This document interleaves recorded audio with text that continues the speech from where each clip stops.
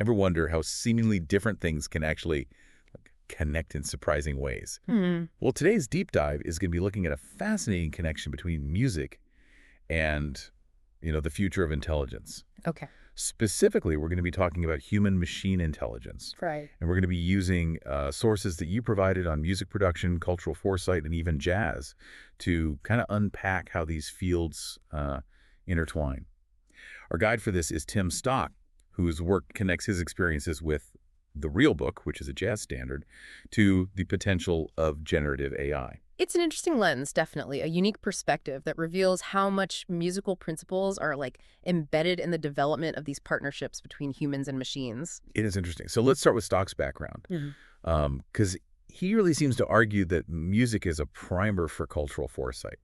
So can you elaborate on what that even means? Basically, Stock's argument is that artistic practices, especially music, offer a really strong framework for understanding future trends. And his insights come from a really diverse career. I mean, he's worked in music, film, technology, and he uses all these experiences to draw these insightful connections. Like one example he uses is Jerzy Skolimowski's film, The Shout. And in it, sound design is used to elevate these everyday noises into these powerful narrative tools. So it's about understanding how creative innovation can come from these unexpected places. Exactly. The Shout, it shows how something as, I don't know, mundane as sound, it can be manipulated to push the boundaries of creativity. And that idea of, looking beyond the obvious, that's so central to cultural foresight. And he connects all of that to his work with music, right? Yeah. He actually draws these really cool parallels to Terry Riley's tape loop experiments back in the 1960s. Yeah. These experiments, they were like early forms of music sampling, which is, of course, everywhere today. And what Stock sees is how these early experimentations, they kind of laid the groundwork for how we approach data now, sourcing it, dissecting it, reinterpreting it. So there's a direct link between these early explorations in music and how we're using technology now. Totally, yeah. And another good example, Stock's analysis of the Doctor Who theme song, Oh, interesting. one of the first electronic music pieces on television. And Stock uses it to show how intertwined technology and culture really are. You can't understand one without the other, basically. That's a cool example. Yeah. And he also talks about Wendy Carlos's Switched on Bach. Right. The album where Bach's compositions are reimagined using a Moog synthesizer. Super cool. Yeah. And what's interesting here is that Stock uses this to explore, themes of gender and technology. Okay. Carlos, who was a transgender woman, really challenged traditional music norms with Switched on Bach. It showed how technology can disrupt these old systems and create space for new voices, new perspectives. He even goes as far as talking about his time in Detroit's underground music scene, specifically the Freezer Theater. Yeah. And he uses that experience to, understand subcultures and social dynamics, which I never would have thought about. Totally, yeah. So Detroit, exposed Stock to these raw new genres like Detroit industrial, Detroit techno. Mhm.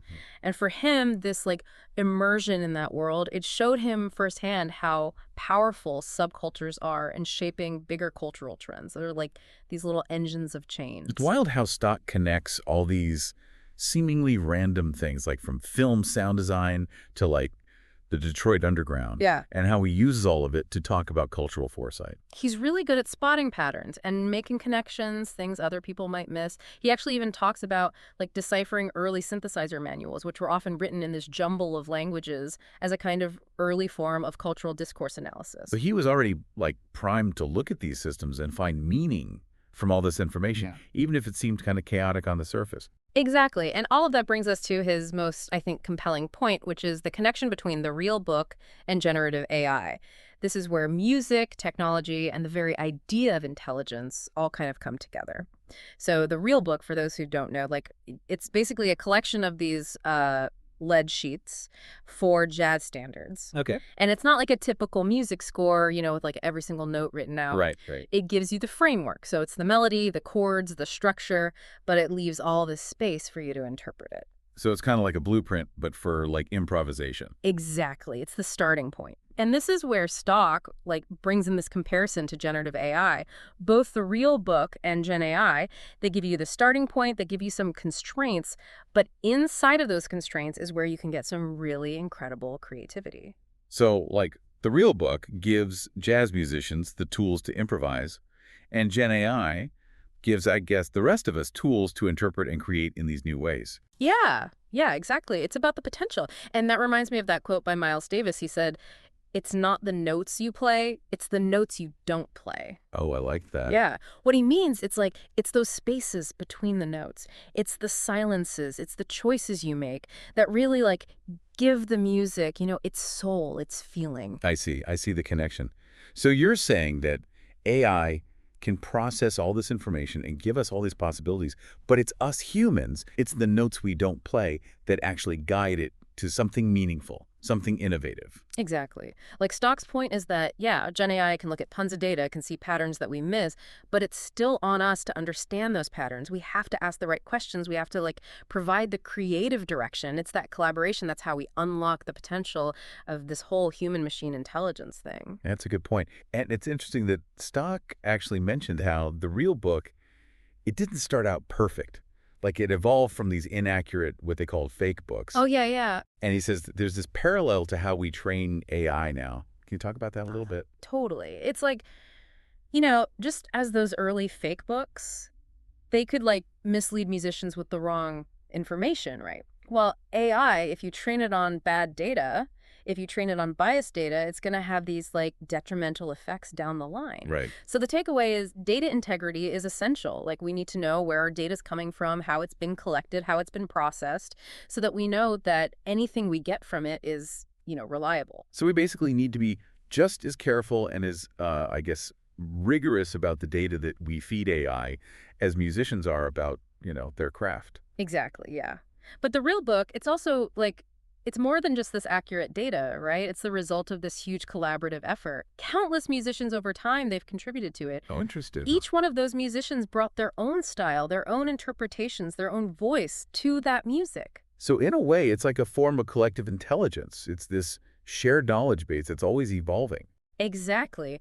And Stock sees that same potential in GenAI, like this idea that it could be this tool for fostering a similar kind of collective intelligence. Hmm. Imagine a future where people are interacting with AI not just as, passive users, but as active participants, Yeah. where they can share insights, they can refine the output, and everyone's pushing the boundaries of what we know together. Interesting. And that kind of goes hand in hand with the shift from these huge centralized AI models to smaller, more specialized ones that are designed for, specific communities. It really makes you think about how these smaller AI models, they could actually empower communities to create and share knowledge in these totally new ways, like giving everyone access to these advanced tools. Exactly. It all comes back to the real book, right? Like how it's this framework for people to work together and come up with new ideas.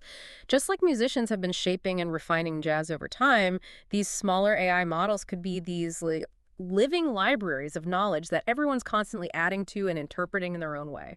So if we think of both the real book and this Gen AI as learning tools for this, human machine intelligence we were talking about, Mm.